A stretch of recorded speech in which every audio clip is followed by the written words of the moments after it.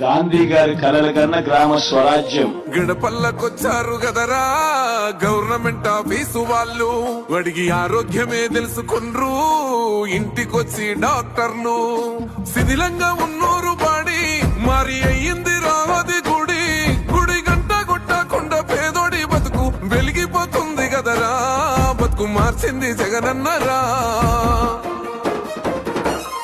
ఏం తక్కువ చేసిండురా రాజన్న కొడుకు, కోరి పథకాన్ని పంపిండురా పేదింటి వరకు. ఏం తక్కువ చేసిండురా జగనన్న మనకు, వైసీపీ జెండెత్తి పోదామురా ఆ గెలుపు కొరకు.